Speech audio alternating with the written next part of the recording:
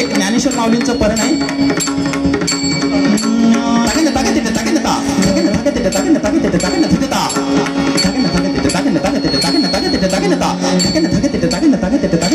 जय तु जय जय माऊली श्री ज्ञान राजा जय महाकैवल्य तेजा विश्वरूपा दिव्य तेजा ज्ञान राजा माऊली.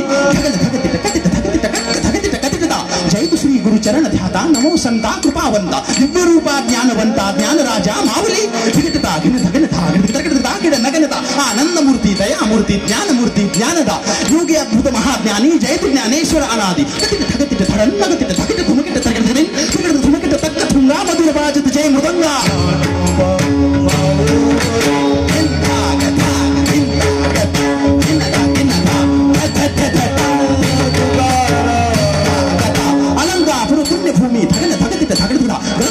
ज्ञान देवी भक्त करुणाकर कृपानिधि जय दयागन जय दयानिधि जय संजीवन समाधि ज्ञान राजा माऊली. ज्ञान राजा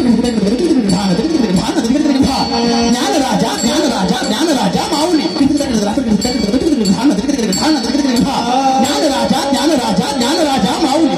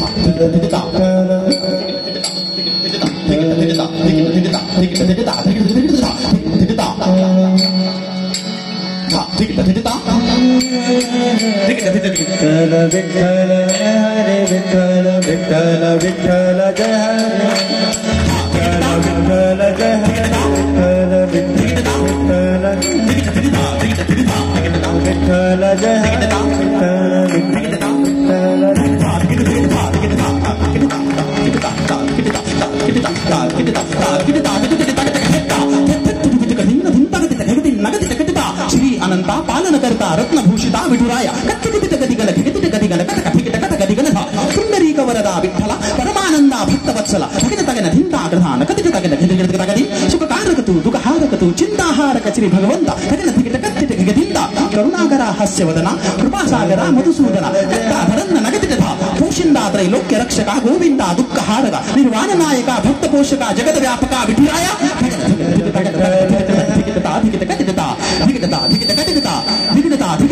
चित्त निरंजन भवभय भंजन मानस मोहन रविलोचना घे नाना कुंडल शोभे गाना निरंजना सहस्रवदना गर्जत अंबर.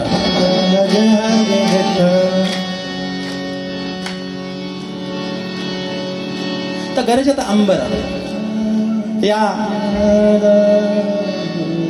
काका या पर्णामध्ये विठ्ठलाची स्तुती केलेली आहेच आहे, पण यामध्ये विशेष आषाढी वारीचं वर्णन केलेलं आहे.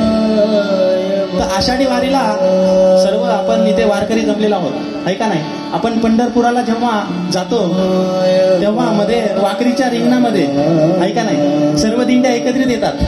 वाकरीच्या रिंगणामध्ये जेव्हा सर्व दिंड्या एकत्रित येतात तो म्हणजे जो सोहळा असतो ना तो स्वर्ग सुख सोहळा असतो. आणि या सोहळ्यातच या पर्णामध्ये वर्णन केलेलं आहे.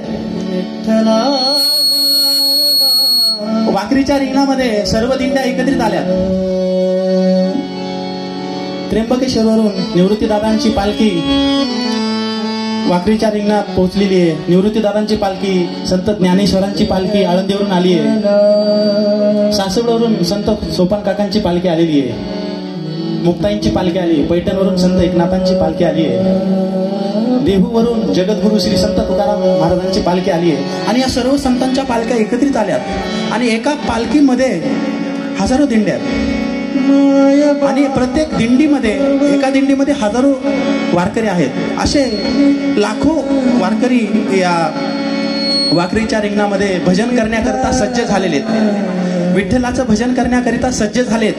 डोक्याला फेटा आहे, कमरेला पट्टा आहे, गळ्यात टाळ आहे आणि भजन करण्याकरता सर्व वारकरी सज्ज झालेले आहेत. एक ती 4:30 वाजल्याची वेळ आहे.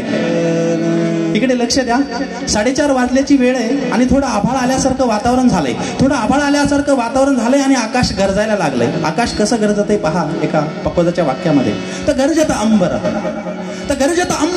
धरान्न कीटकाडान धुम कीटकात खिडा. आणि त्यावेळेस पंढरपुरात काय चालू आहे? वाकरीच्या रिंगणात पुष्पवर्षाव करीती. कोण करतंय पुष्पवर्षाव? ब्रह्मादिक सुरवर नारद. स्वर्गातून देवदेवता पुष्पवर्षाव करतात. एक फुल टाकतात थिटता, एक फुल टाकतात तिटता, एक धिट करता किटता, दिनता घेता किटता. ही वेगवेगळ्या प्रकारची फुलं आहेत आमची पक्वाजाची बरं का. धिटता म्हणजे गुलाबाचं फुल, तिटता म्हणजे जाईचं फुल, धिट करता किटता म्हणजे अशी वेगवेगळ्या प्रकारची फुलं आहेत. आणि सर्व फुलांना एकत्रित करून त्या पुष्पांचा वर्षाव त्या पांडुरंगावरती आणि त्यावेळेस काय चालू आहे? तर बाजत मृदंग हजारो पकवाज वाजतायत, लाखो वारकरी लोक पावल्या खेळतात. बरं, हजारो पकवाज वाजतायत, लाखो वारकरी लोक पावल्या खेळतायत, पण कुठला ताल आहे?